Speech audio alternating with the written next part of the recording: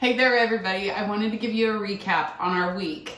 So on Saturday, like we always do, we grabbed our overnight oatmeal and we headed to the farmer's market.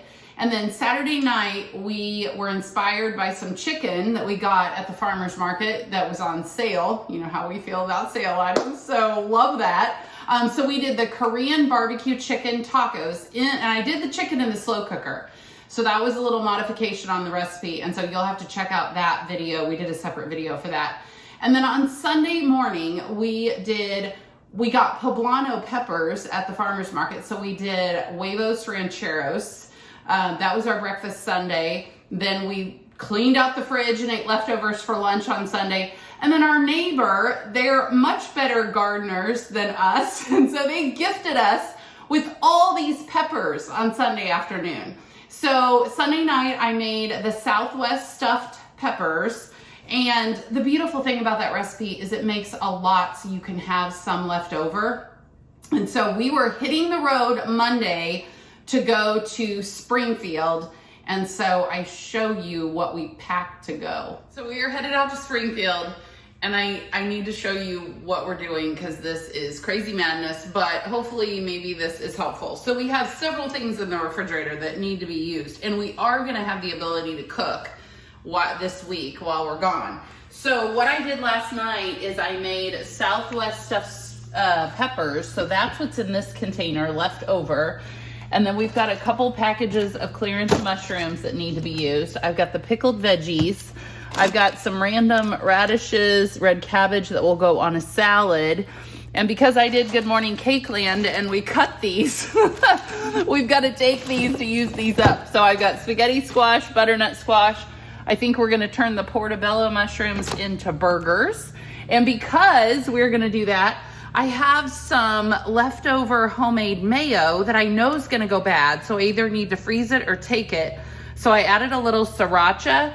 And we are going in some chili powder, and we're gonna buy yogurt when we're there, and that's gonna be the sauce for the portobello burgers. Then of course I have our salads to eat in the car, and then a couple dressings that need to be used. So we're going to take those, some almond milk, more dressing. Then I have our farmer's market bread, and we're gonna grab whatever greens we have left. So full cooler, I will add ice, we'll get it going, and that's the plan. And yes, we have a very, very full minivan, again, including a full-size mattress, so we have somewhere to sleep. So another thing that I did as we were packing for Springfield is I packed our salads that we were gonna eat in the car, and then I took that leftover Southwest stuffed peppers, and that was actually what we ate for dinner Monday night. We have some very dear friends that are more like family in Springfield, and so we stayed at their house Monday night. And then on Tuesday, we closed on our new house in Springfield. So that was super exciting and very surreal and bizarre and so cool.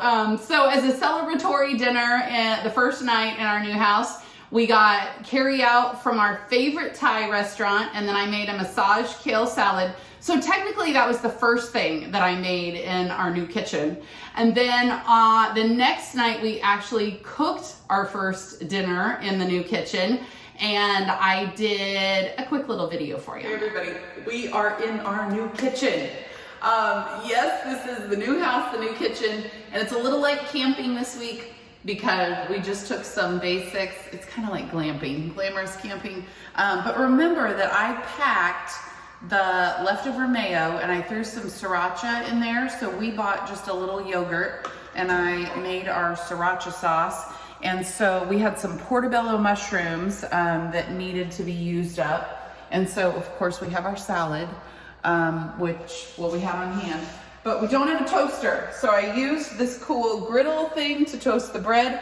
We had some butternut squash, so we roasted that. We roasted the portobello mushrooms and some onions and peppers, and we're gonna have a portobello mushroom sandwich and some roasted butternut squash.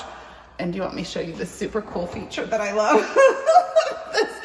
This is where your serving spoons can go, right here by the oven. But gas oven, we love it. This was the first experience, and it worked great. So then after that, we had those same awesome friends come over to see the new house, and they even brought us champagne. So we toasted with them and got to visit with them for a little bit, and that was super fun. And then this morning we kind of cleaned out the fridge of what we had and had avocado toast and watched the sunrise. And then we did a quick little hike just down the road from our new house. And then we packed salads again and we hit the road and came back to Wichita.